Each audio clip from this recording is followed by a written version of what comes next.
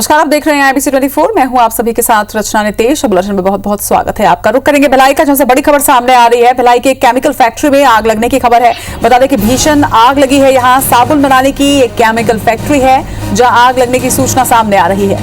Fire brigade की team आग बुझाने में जुटी हुई है। वहीं लाखों का केमिकल जलकर खाक हो गया है, ये भी सूचना सामने आ रही है। भिलाई 3 थाना क्षेत्र के उम्दा औद्योगिक क्षेत्र का ये पूरा मामला बताया जा रहा है।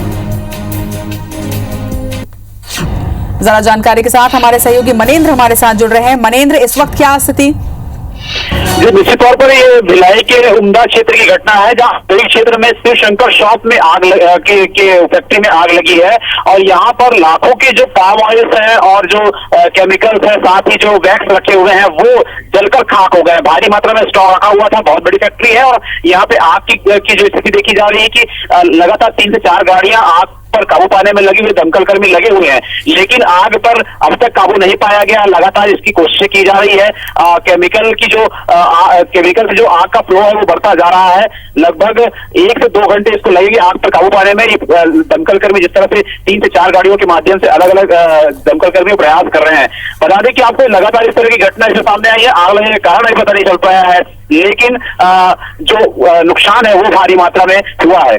मनेंद्र, जिस तरह से आप जानकारी दे रहे हैं कि लाखों का नुकसान हो ही चुका है यहाँ पर, इसके बाद भी अभी 2 घंटे की और वक्त लगने की खबर भी आप दे रहे हैं, तो क्या वजह है जो देरी हो रही है आग को बुझाने में? जी, दमकल कर्मियों के माध्यम से लगातार प्रयास किए जा रहे हैं। पानी की जो फोर्स है वो फेंकी जा रही है, लेकिन जो आग की जो लपटें हैं वो कम होने का नाम नहीं ले रही है। कहीं ना कहीं यहाँ पर जो अन्य माध्यम है आग बुझाने के, वो उनका उपयोग किया जाना चाहिए। लेकिन फिलहाल अभी दमकल की गाड़ियां जो आनी है, केमिकल वैक्स जो फोम है, उनकी गाड़ियां यहाँ तक नहीं पहुंची है। बाकी केमिकल को यहाँ पर हटा दिया गया है। जो केमिकल बाहर रखे हुए थे प्लांट के, वो उनको हटा दिया गया, लेकिन अभी भी 1 से 2 घंटे आग पर काबू पाने में लगेंगे, जिस तरह दमकल कर्मियों का जो प्रयास दिख रहा है उसमें। मनेंद्र, जिस तरह से तस्वीरें भी हम दर्शकों को दिखा रहे हैं, काफी भीषण ये आग नजर आ रही है। ऐसे में ये जानना भी जरूरी होगा कि इसके आसपास के क्षेत्र में आग कहीं फैलने की आशंका तो नहीं है? ये पूरी तरह से औद्योगिक क्षेत्र है, औद्योगिक इलाका है। पास में गांव है उम्दा का, लेकिन गांव दूरी पर है, 500 मीटर की दूरी पर है।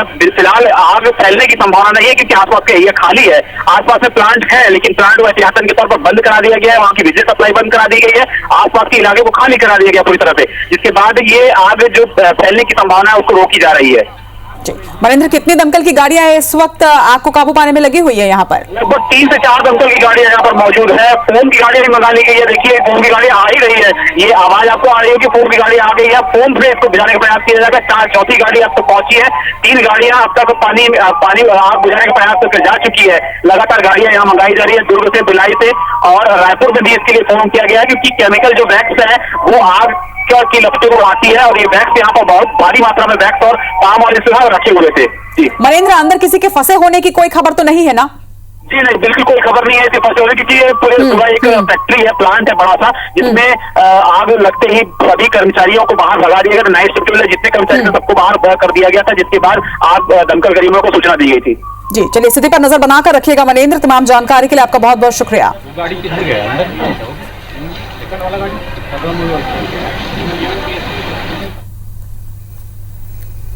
बढ़ेंगे आगे। छत्तीसगढ़ में कोरोना के बढ़ते आंकड़ों को लेकर राज्य सरकार ने बड़ा निर्णय लिया है। मुख्यमंत्री भूपेश बघेल की अध्यक्षता में आज हुई उच्च स्तरीय बैठक में आंगनबाड़ी, स्कूल और कॉलेज को तुरंत बंद करने का निर्णय लिया गया। वहीं होली, शादी और सार्वजनिक कार्यक्रमों के लिए राज्य सरकार अलग से दिशा निर्देश, गाइडलाइन जारी करेगी।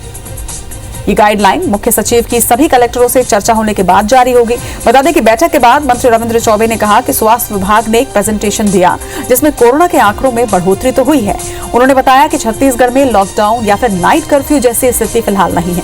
लोग कोरोना गाइडलाइन का पालन करें। चौबे ने यह भी कहा कि मास्क नहीं पहनने वालों पर जुर्माना अब बढ़ाया जाएगा। वहीं सभी जिलों में टीकाकरण और RT-PCR ज्यादा से ज्यादा होंगे।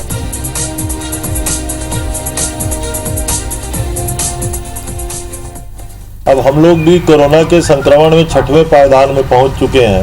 महाराष्ट्र अभी भी प्रथम पायदान में है और इसलिए जो कोरोना गाइडलाइन किस तरीके से और छत्तीसगढ़ में बनना चाहिए, इस पे काफ़ी विचार विमर्श हुआ है। 2-3 प्रमुख बातें आज निर्देश जारी हुए हैं। आंगनबाड़ी से लेकर स्कूल कॉलेज कोई भी जो थोड़ा भी अगर खुल रहे हैं तो अब कहीं संचालित नहीं होगा, बंद किए जाएंगे। मध्य प्रदेश में मुख्यमंत्री शिवराज सिंह चौहान 23 मार्च को आम जनता को कोरोना के खिलाफ लड़ाई में संकल्प दिलवाएंगे। सीएम शिवराज ने ऐलान किया है कि 23 मार्च को सुबह 11 बजे प्रदेश के सभी शहरों और गांवों में सायरन की आवाज के साथ लोग 2 मिनट का मौन रखें और मास्क पहनने का संकल्प लेते हुए कोरोना को खत्म करने के अभियान में सरकार के साथ भागीदार बने। सीएम ने कहा कि 23 मार्च को शाम 7 बजे फिर से सायरन के साथ लोग 2 मिनट का मौन रखकर कोरोना को खत्म करने का संकल्प लें। सीएम शिवराज ने कहा कि 22 मार्च सोमवार को वो खुद कोरोना को लेकर जिलों के क्राइसिस मैनेजमेंट की बैठक लेंगे और उसके आधार पर निर्णय लिया जाएगा। मुख्यमंत्री ने होली के त्योहार को लेकर भीड़ न इकट्ठा करने की अपील करते हुए मेरी होली मेरा घर का नारा देते हुए लोगों से घर पर ही होली मनाने की अपील की है। बता दें कि होली के त्योहार को लेकर सरकार आगे फैसला लेगी।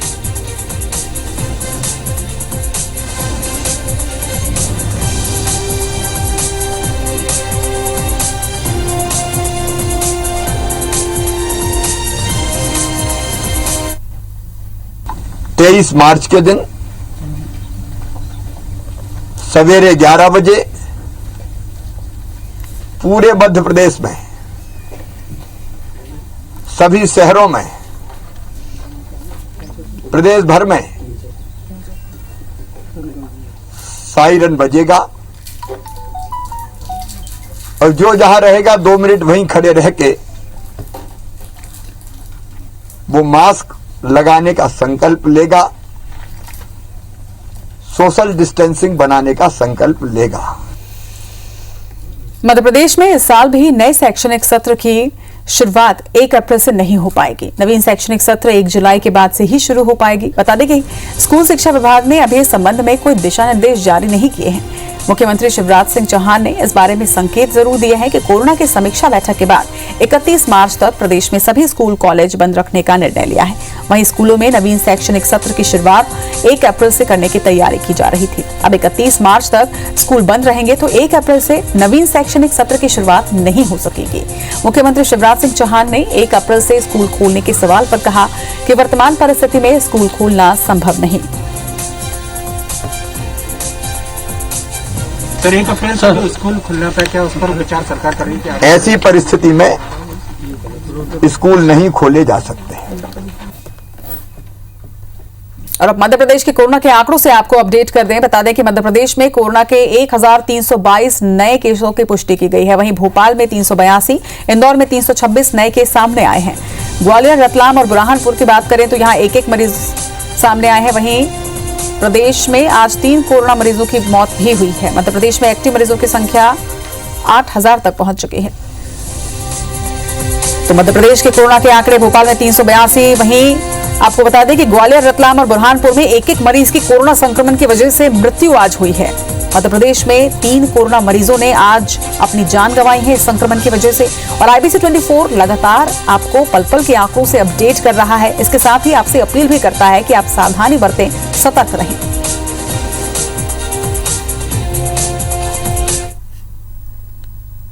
और अब छत्तीसगढ़ के कोरोना के आंकड़ों से आपको अपडेट करें। छत्तीसगढ़ में आज 1000 कोरोना मरीजों की पुष्टि की गई है। इनमें सबसे ज्यादा आज दुर्ग में मरीजों की पुष्टि हुई है। 345 मरीज दुर्ग से मिले हैं। इसके साथ ही रायपुर से 321 नए मरीजों की पुष्टि की गई। तो 345 दुर्ग और रायपुर से 321 नए मरीजों की पुष्टि की गई है। वहीं बिलासपुर की बात की जाए तो 93 मरीज बिलासपुर से, राजनांदगांव से 28 पॉजिटिव मरीजों की पुष्टि की गई। अब तक के आंकड़ों की बात करें तो प्रदेश में अब तक 3,24,153 संक्रमित हो चुके हैं। वहीं बीते 24 घंटे में 10 मरीजों की कोरोना संक्रमण से मृत्यु भी हुई है। अब तक 3,950 मरीजों की मौत हो चुकी है। वहीं छत्तीसगढ़ में आज 208 मरीज स्वस्थ होकर डिस्चार्ज भी किए गए। और अब तक स्वस्थ होने वालों के आंकड़े की बात करें तो 3,11,761 मरीज अब तक डिस्चार्ज किए जा चुके हैं। इसके साथ ही एक्टिव मरीजों की संख्या प्रदेश में 8,442 पर।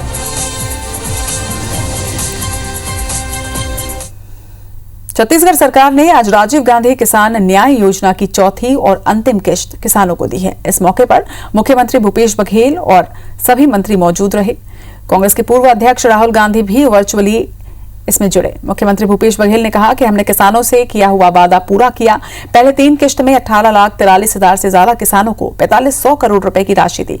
आज चौथी किश्त में 1104 करोड़ रुपए दिए हैं। मुख्यमंत्री भूपेश बघेल ने कहा कि इस बात की खुशी है कि हमने छत्तीसगढ़ के किसानों से कर्ज माफी, सिंचाई कर माफी और उनकी उपज का पूरा दाम दिलाने का जो वायदा किया था उसे पूरा किया है।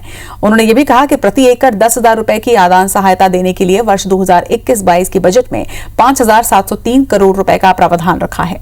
सीएम ने गोधन न्याय योजना के तहत पशुपालकों और ग्रामीणों को 7 करोड़ 55 लाख रुपए जारी किए। वहीं राहुल गांधी ने राज्य के किसानों और सरकार को बधाई देते हुए कहा कि देश के किसान संकट में हैं। केंद्र सरकार देश के किसानों का हक मारकर पूंजीपतियों और उद्योगपतियों को लाभ पहुंचाने का काम कर रही है, जबकि छत्तीसगढ़ की सरकार किसानों, गरीबों, मजदूरों, महिलाओं और युवाओं, इसके साथ ही छोटे व्यापारियों को मदद पहुंचाने का काम लगातार कर रही है। नेता प्रतिपक्ष धर्मलाल कौशिक ने हालांकि इसमें कहा कि 1.5 साल बाद किसानों को राशि देना अन्याय है। सरकार को ब्याज समेत ये राशि देनी चाहिए।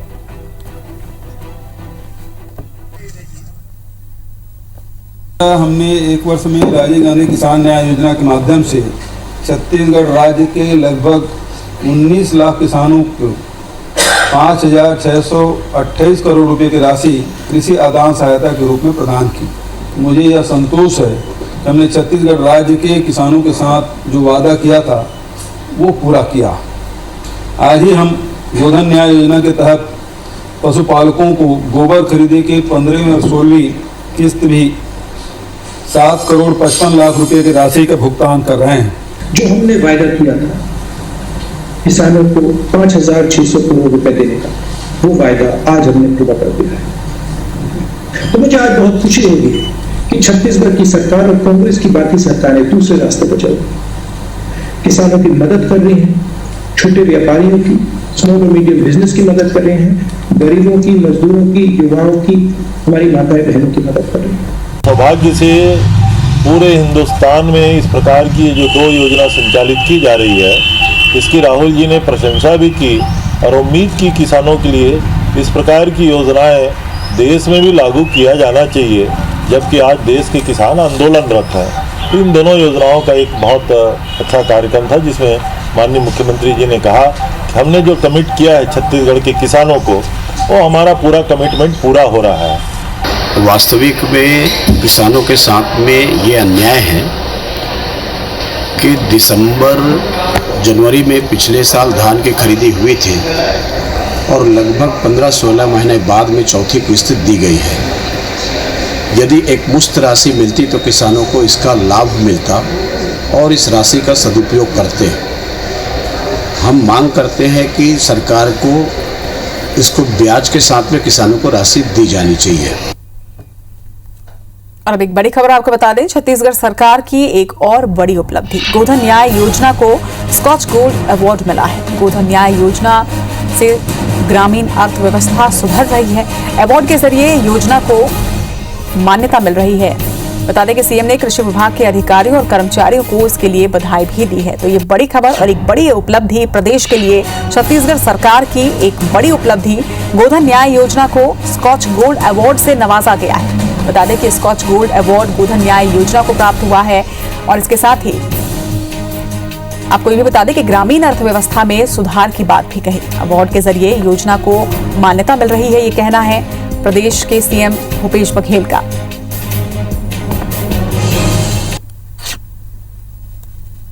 बढ़ेंगे आगे, छत्तीसगढ़ सरकार ने राज्य के कर्मचारियों को बड़ी सौगात दी है। मुख्यमंत्री भूपेश बघेल ने कर्मचारियों को 7वां वेतनमान एरियर की तीसरी किश्त का भुगतान देने की घोषणा की। इसके लिए 360 करोड़ रुपए की अनुमानित राशि 1,81,000 कर्मचारियों को मिलेगा। इससे पहले राज्य सरकार ने दूसरे और तीसरी किश्त में कुल 700 करोड़ रुपए की राशि कर्मचारियों को 7वें वेतनमान के एरियर के रूप में दी है। कोरोना के कारण आर्थिक गतिविधियों के प्रभावित होने से एरियर की तीसरी किश्त का भुगतान पिछले वर्ष नहीं किया गया था। सरकार ने 1 जनवरी 2016 से 30 जून 2017 तक के 18 महीने के बकाया एरियर की राशि को 6 किश्तों में भुगतान किए जाने का निर्णय लिया था। छत्तीसगढ़ के लगभग 1,81,000 जो कर्मचारी हैं, 7th पे कमीशन का जो उनकी एरियर्स का भुगतान करने के बारे में आज उसके बारे में भी निर्णय हुआ है और लगभग 425 करोड़ रुपया उनके खातों में हस्तांतरित किया जा रहा है। एक कार्यक्रम के लिए देवभोग आए आबकारी मंत्री कवासी लखमा ने असम में कांग्रेस की जीत का दावा किया, लेकिन पश्चिम बंगाल में कांग्रेस नहीं बल्कि ममता दीदी का ज्यादा चांस बताया। हालांकि कांग्रेस भी पश्चिम बंगाल में लेफ्ट पार्टियों और अब्बास सिद्दीकी की पार्टी सेक्युलर फ्रंट के साथ गठबंधन में चुनाव लड़ रही है। मुख्यमंत्री भूपेश बघेल गठबंधन के लिए कोलकाता में चुनाव प्रचार भी कर चुके हैं। वहीं लोकसभा में कांग्रेस के नेता अधीर रंजन चौधरी बार बार ममता बनर्जी पर हमलावर हैं, लेकिन इसके बावजूद मंत्री कवासी लखमा का कांग्रेस से ज्यादा ममता बनर्जी की जीत की उम्मीद करना हैरानी भरा है। इसके साथ ही उन्होंने ये भी कहा कि क्योंकि ममता बनर्जी ने गरीबों के लिए काम किया है, इसलिए उनकी जीत की उम्मीद ज्यादा है।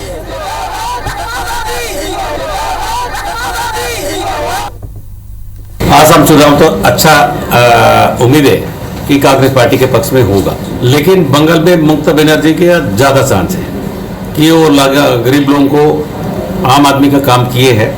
हमारा कांग्रेस पार्टी और कम्युनिस्ट पार्टी गठबंधन लड़ रही है, इनका भी अच्छा प्रदर्शन होगा। चैम्बर ऑफ कॉमर्स चुनाव की मतगणना अब तक जारी है। रायपुर के 8 उपाध्यक्ष और 8 मंत्री पद के वोटों की गिनती चल रही है।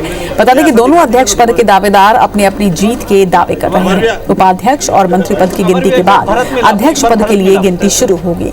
दोनों प्रत्याशियों से खास बातचीत की हमारे संवाददाता संदीप शुक्ला ने। छत्तीसगढ़ चैम्बर ऑफ कॉमर्स के चुनाव की मतगणना अभी तक चालू है और जैसे आंकड़े आ रहे हैं और जिलों की बात करें तो उसमें कुछ अलग आंकड़े आ रहे हैं। जब मतदान संख्या की बात आती है तो कोई और जीतता दिखाई दे रहा है। समीकरण लगातार बदलते जा रहा है। दोनों प्रत्याशी योगेश अग्रवाल जी एकता पैनल से और जय व्यापार पैनल से अमर परवानी जी हमारे साथ हैं। दोनों से बात करते हैं। अभी तक जो देख रहे हैं आप सिनारियो, जिलों में आप ज़्यादा जीते हैं, वोटिंग परसेंटेज में कुछ और दिखाई दे रहा है। अब तो रायपुर जो निर्णायक सीट है वहाँ के वोट खुलने लग गए हैं। अभी क्या लग रहा है आपको?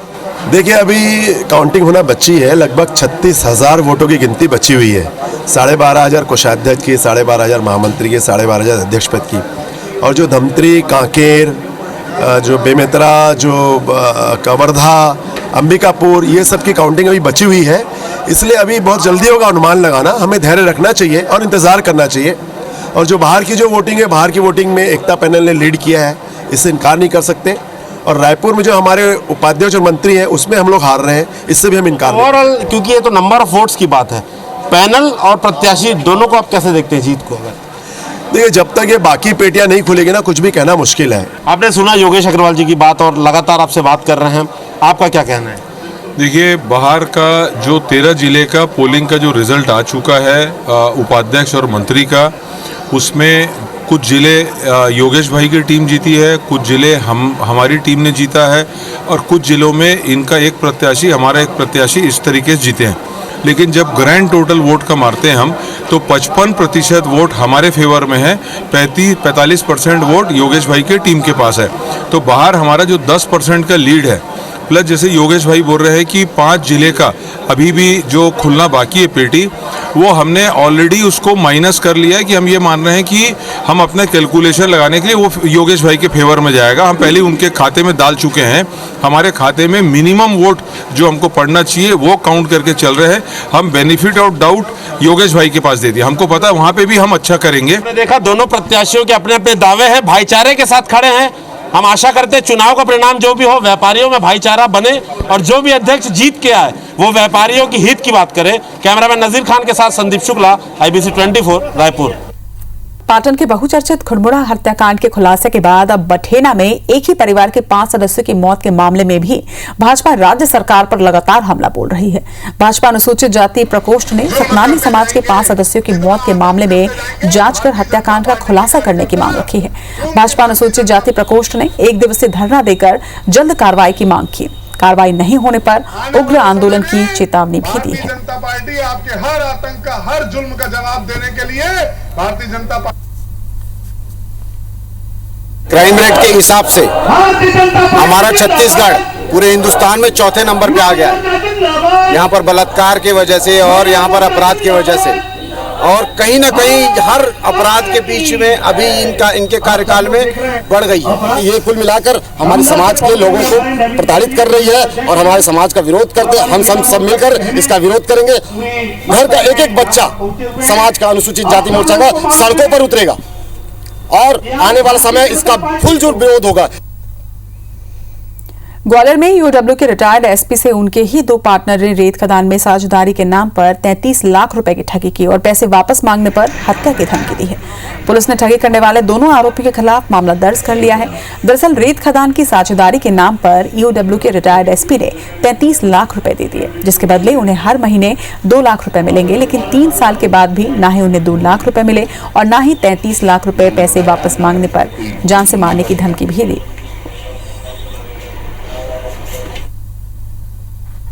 सेंट्रल बैंक ऑफ इंडिया खाते में जमा किए। इसके बाद उसने पैसा निकाल दिए, न तो घर में जमा किया, न हमको कोई हिस्सा दिया और न हमका पैसा लौटाया। और मैं तुमको यहाँ लाया या मुझसे पैसा मांगा, जान से मार दूंगा। इसी के साथ इस बुलेटिन में फिलहाल इतना ही। नमस्कार।